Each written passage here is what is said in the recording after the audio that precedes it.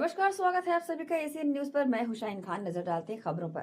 नक्सलवाद के मुद्दे पर छत्तीसगढ़ के मुख्यमंत्री विष्णुदेव साय ने कहा कि मुख्य कार्य सिर्फ नक्सलवाद का खात्मा करना नहीं, बल्कि इससे प्रभावित क्षेत्रों का विकास भी करना है।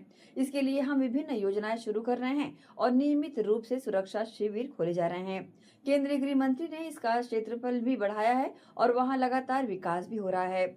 वहीं एसआईआर को लेकर मुख्यमंत्री विष्णुदेव साय ने कहा कि हम एसआईआर का स्वागत करते हैं। विपक्ष अवसरवादी है और उनका कोई रुख नहीं है कि ये फिर से हथियार न उठा पाए।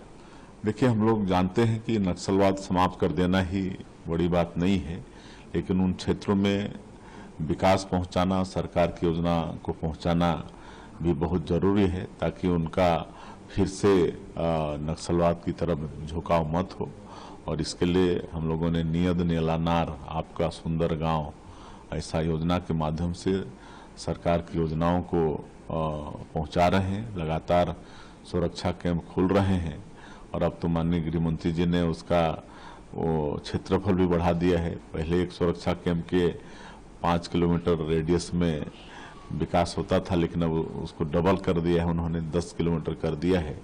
और अभी तक हम लोग 327 गांव को हम लोग आबाद कर चुके हैं, जहां पर सुरक्षा कैंप खुले हैं। वहां पर सरकार की सारी योजनाओं को पहुंचा रहे हैं। सड़कें बन रही हैं, बिजली पहुंच रही है, पानी पहुंचा रहे हैं, वहां अस्पताल खुल रहे हैं, स्कूल वहां पर खुल रहे हैं, दूर संचार के साधन वहां पर स्थापित हो रहे हैं और राशन कार्ड वहां बन रहा है, राशन भी पहुंच रहा है वहां पर।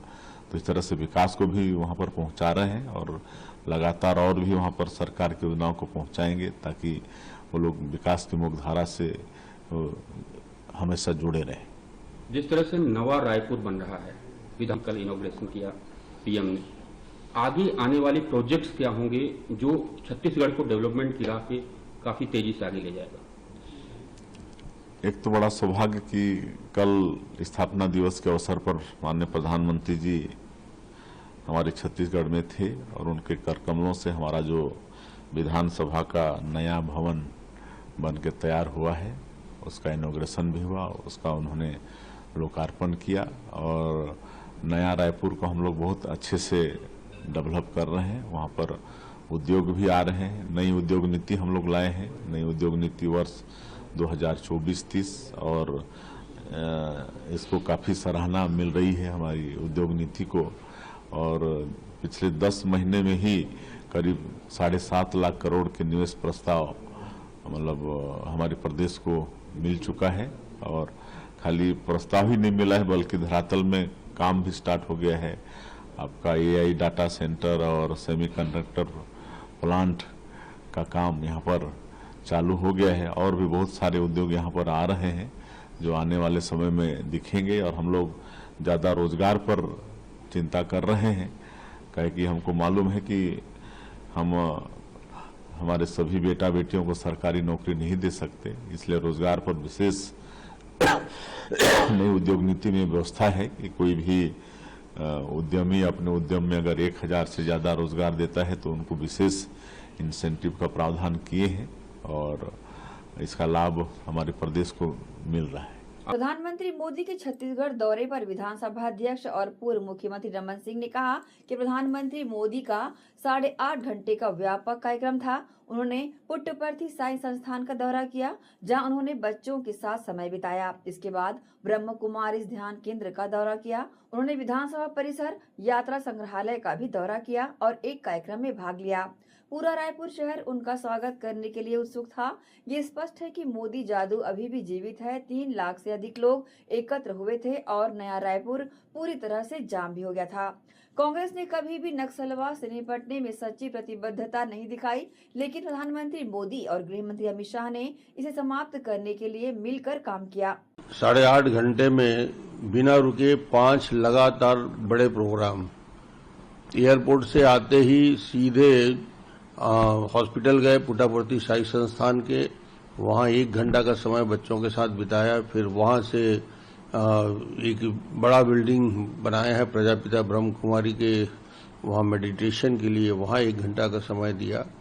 फिर विधानसभा के परिसर में आए, वहाँ करीब 1 घंटा 20 मिनट और 2 में 1 1.5 घंटे का समय बिताया। और फिर एक ट्रैवल म्यूजियम में करीब करीब पूरे समय 1-1.5 घंटे वहां घूमते हुए सभी अलग अलग 14 स्थानों पे उन्होंने प्रेजेंटेशन बनाया, उसको देखा और बाद में आम सभा में जो कार्यक्रम हुआ। तो ये मोदी जी का बिना रुके लगातार 8.5 घंटे का प्रोग्राम और ऐतिहासिक स्वागत। रायपुर की सड़कें, नया रायपुर की सड़कें पहली बार जाम हुई, पूरे सड़कों का ट्रैफिक अस्त व्यस्त हो गया, सड़कों के दोनों तरफ लोगों की अपार भीड़, नृतक दल के लोग, झूमते हुए लोग। और कार्यक्रम जो आखिरी कार्यक्रम हुआ, उस कार्यक्रम में विधानसभा के परिसर में आने के बाद तो भावुक हो गए।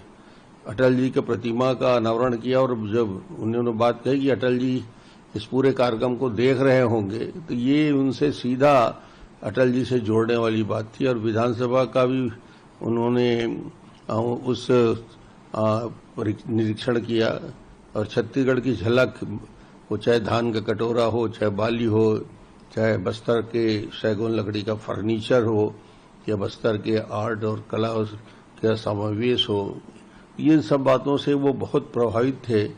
मगर एक चीज जो मैं स्पष्ट बताना चाहता हूं कि उनके पूरे यात्रा में तीसरी पारी आने के बाद और 11 साल से ज्यादा समय प्रधानमंत्री के रूप में बिताने के बाद मोदी मैजिक जिंदा है। लोग 1 लाख बुलाए, 3 लाख लोग तो आ गए थे, जो अंदर और बाहर मिला के। ये चमत्कार सिर्फ हिंदुस्तान के लंबे समय तक राजनीति करने वालों में, आज हिंदुस्तान में मोदी जी के पास वो चमत्कार है, उनका आकर्षण है, उनके प्रति युवा से लेकर हर वर्ग के सम्मोहन है कि लोग दौड़े चले आए और पूरा नया रायपुर कल ब्लॉक था।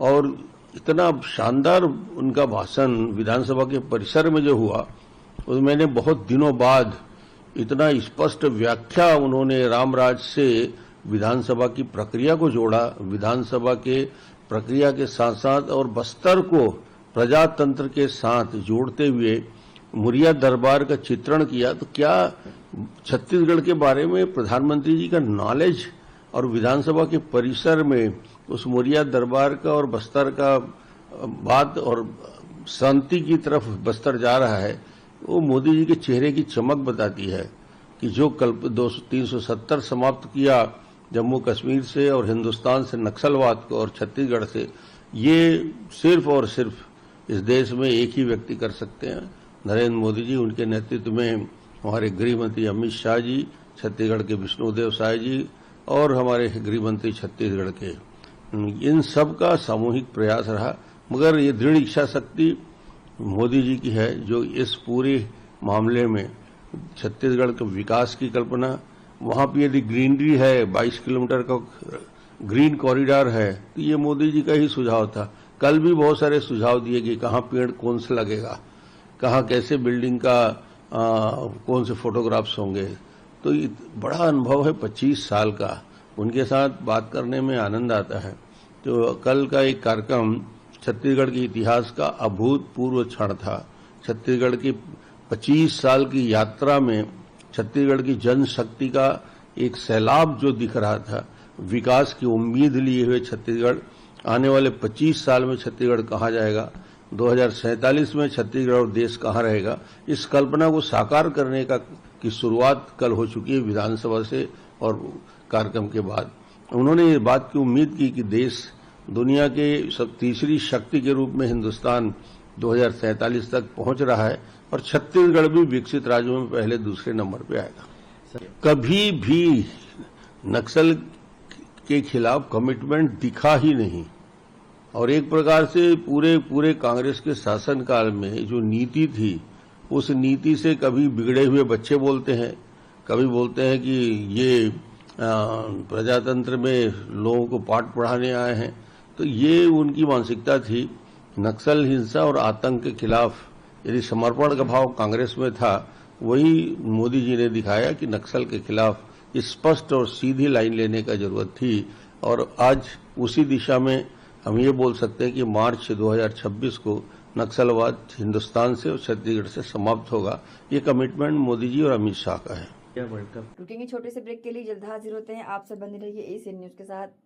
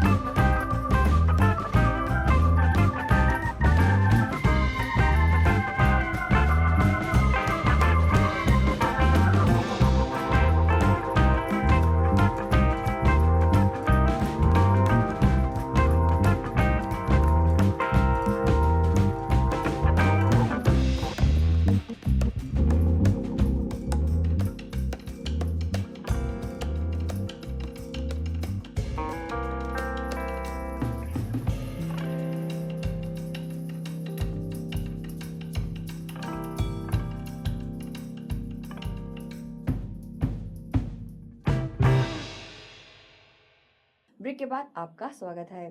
छत्तीसगढ़ के उप मुख्यमंत्री अरुण साव ने कहा कि जिन सपनों के साथ अटल बिहारी वाजपेयी ने छत्तीसगढ़ राज्य का निर्माण किया था, पूरा प्रदेश एक भव्य राज्योत्सव का साक्षी बना है।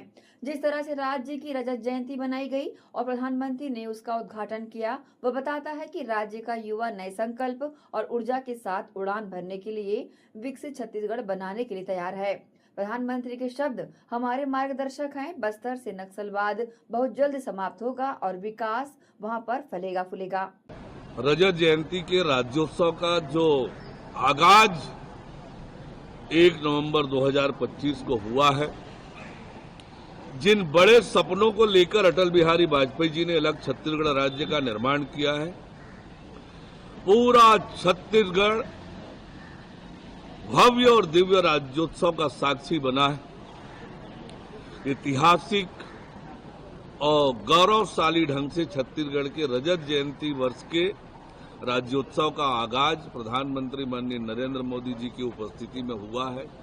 ये बताता है कि अब छत्तीसगढ़, ये युवा छत्तीसगढ़ नए उत्साह के साथ, नए संकल्पों के साथ, नए ऊर्जा के साथ ऊंची उड़ान उड़ने के लिए तैयार है, विकसित छत्तीसगढ़ के निर्माण के लिए तैयार है।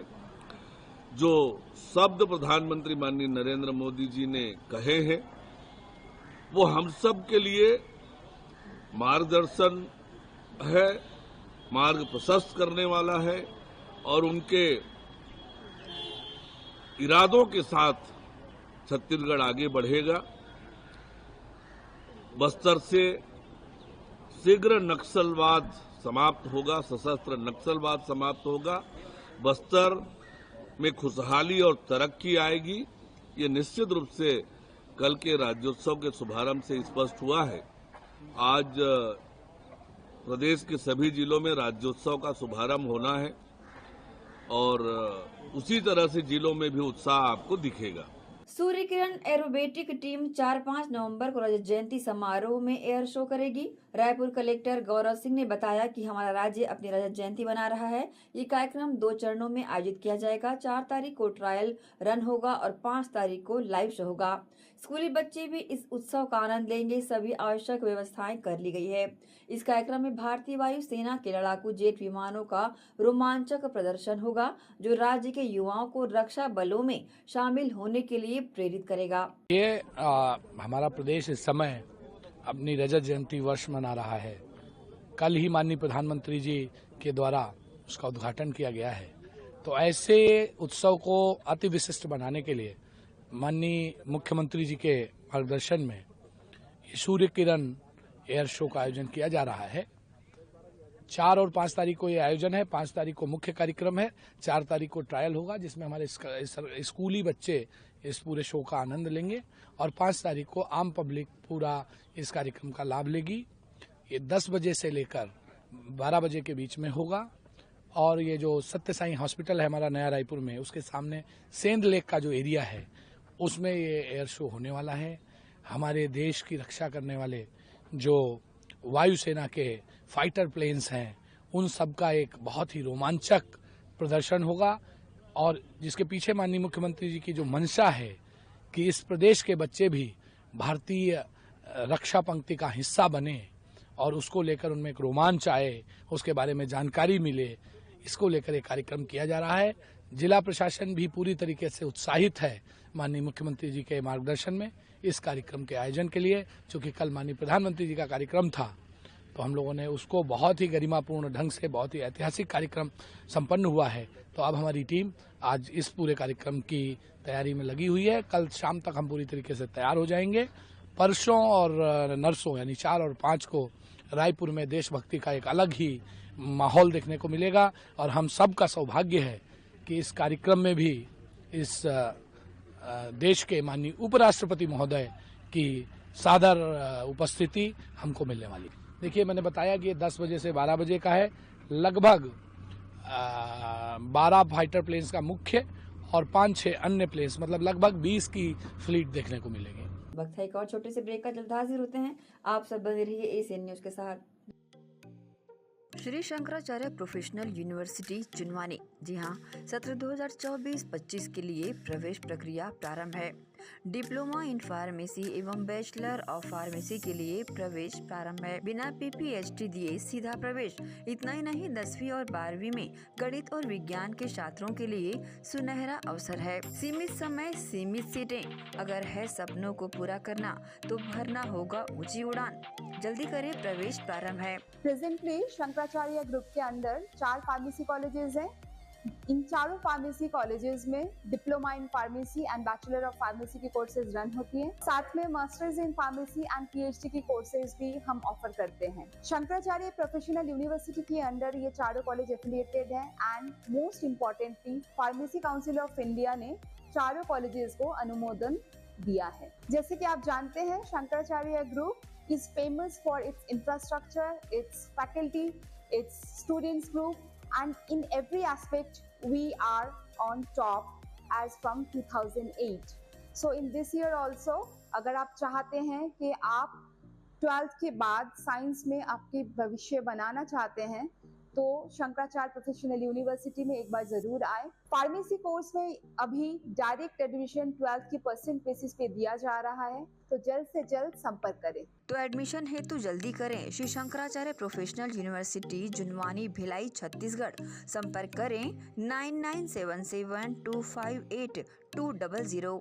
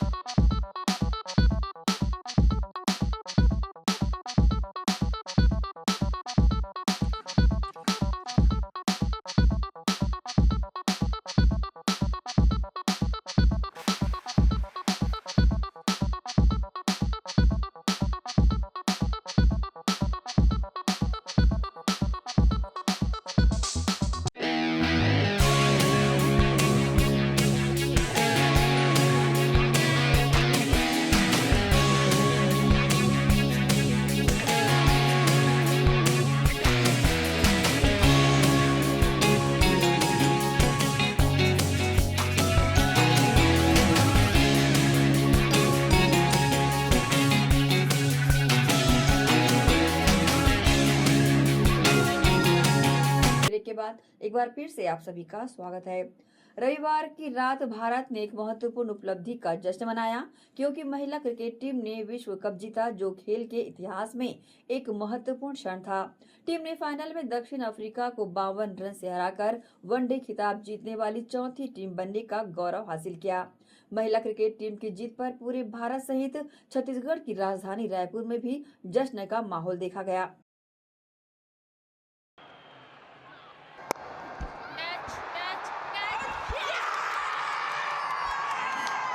सारे जहां से अच्छा हिंदुस्तान हमारा नया विजेता मिला है। इस विश्व को रात के अंधेरे में एक नए सूर्य का हुआ है उदय, और उस सूर्य की चमक से चकाचौंध हो जाएगा पूरा विश्व। ये जीत सिर्फ इन लड़कियों की नहीं है, ये जीत कई दशकों की, कई बरसों की तपस्या की है, मेहनत की है, मशक्कत की है, उन सब लोगों की है। ये जीत हर उस लड़की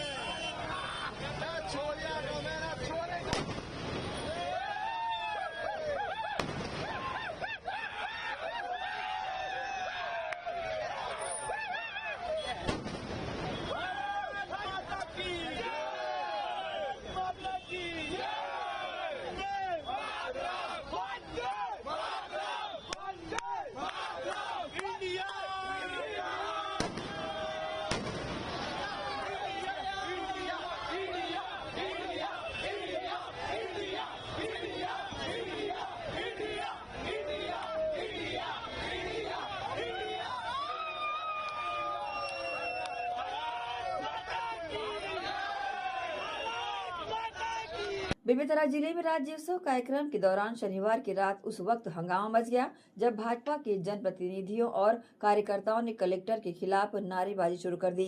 भाजपा नेताओं ने कलेक्टर पर अभद्र व्यवहार का आरोप लगाया। मौके पर उपस्थित भाजपा विधायक दीपेश साहू ने विरोध जताते हुए कार्यक्रम से बहिर्गमन किया। कार्यकर्ताओं और जनप्रतिनिधियों ने भी कार्यक्रम स्थल छोड़ दिया। भाजपा नेताओं का आरोप है कि कार्यक्रम के दौरान कलेक्टर ने उनके साथ अनुचित व्यवहार किया, जिससे नाराज होकर उन्होंने विरोध प्रदर्शन किया। वहीं प्रशासनिक अधिकारियों का कहना है कि पूरे मामले की जानकारियां ली जा रही है। राज्योत्सव के दौरान हुई इस घटना से कार्यक्रम स्थल पर कुछ देर के लिए अफरा तफरी का माहौल बन गया था। बाद में पुलिस और अधिकारियों ने स्थिति को संभाला और कार्यक्रम पुनः शुरू किया गया।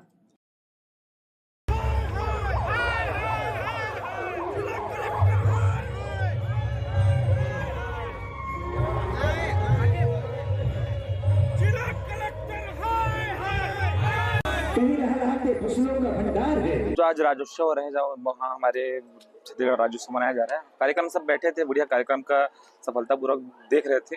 सामने कलेक्टर सर बैठे हुए थे, जस्ट पीछे हम लोग बैठे हुए थे, उनके जस्ट पीछे उन्होंने वेटरों को, बाजू में वेटर लोग कुछ काम करते हैं उनको डांटा, चलो तुम लोग यहाँ से भगो करके। उसके बाद फिर 2 सेकंड बाद फिर हम लोग को डांट वहाँ एक ऊंची आवाज में कि चलो आप लोग यहाँ से भगो, पीछे बैठो। तो ये हमको अच्छा नहीं लगती। कार्यकर्ता के साथ साथ हम जनप्रतिनिधि भी हैं, पार्षद हैं, हमारे साथ में पार्षद जी भी थे, तो उन्होंने ऐसा जो बिहेव किया वो हमें बिल्कुल अच्छा नहीं लगा। हमने अपने विधायक जी को बताया और वहाँ से विधायक के साथ साथ सारे बीजेपी कार्यकर्ता, जनप्रतिनिधि सभी वापस रेस्ट हाउस में आके आ गए हैं। आगे अभी सांसद जी आ रहे हैं, सांसद जी से बातचीत कर क्या बोल रहे हैं, कैसे हैं, और हम लोग कार्यक्रम का विरोध कर रहे हैं। कुछ नाराजगी नहीं है। हम बढ़िया, हमारे क्षेत्र के सांसद विजय बघेल जी, उनका बहुत ही अच्छे तरीके से हम स्वागत किए। आज यहाँ पर राज्योत्सव मनाने की बहुत अच्छे तरीके से तैयारी भी हुई थी और उनके साथ साथ हम लोग मैदान में गए थे और सामने में कलेक्टर साहब बैठे हुए थे, हम लोग पीछे में बैठे हुए थे। तो वो अपने वेटर लोग पीछे में नाश्ता वगैरह सर्व कर रहे थे, तो उन लोगों को उन्होंने कहा कि चलो यहाँ से जाओ आप लोग, ऐसा करके। तो हमने नॉर्मल समझा कि चलो उनसे बात कर रहे हैं, ऐसा करके कुछ हुआ होगा या उनसे लगा होगा या टच हुआ होगा, जो भी। उसके बाद वो अचानक, उनका मूड क्या हुआ नहीं पता, वो अचानक आए। मैं, हमारे साथ विजय भाई थे हमारे, और मेरे साथ मेरे पड़ोसी पार्षद भी थे, लक्की भाई। हमारे तरफ उंगली दिखाते हुए उन्होंने कहा कि चलो आप लोग पीछे बैठिए। मतलब एक जनप्रतिनिधि से इस तरीके से बात करना मतलब हमको असहनीय लगा और हम वहाँ से प्रोग्राम से उठ करके चले गए। तो हम जब जा रहे थे तो विधायक जी ने हमसे पूछा कि क्या हुआ, ऐसा करके। तो हम उनको बताया कि भाई ऐसी कार्यकर्ताओं का यहाँ पर सम्मान नहीं हो रहा है भैया, और सम्मान के साथ बुलाया गया है, और सम्मान हमारा अगर नहीं हो रहा है तो ऐसे कार्यक्रम में फिर हमको शामिल होने से कोई मतलब नहीं है। तो फिर और भी हमारे साथ में सारे लोगों थे, सारे लोगों ने नाराजगी जाहिर की और इस चीज का विरोध किया। इसी के साथ ही आपसे लेंगे इजाजत। आप सब बने रहिए एसीएन न्यूज के साथ। नमस्कार।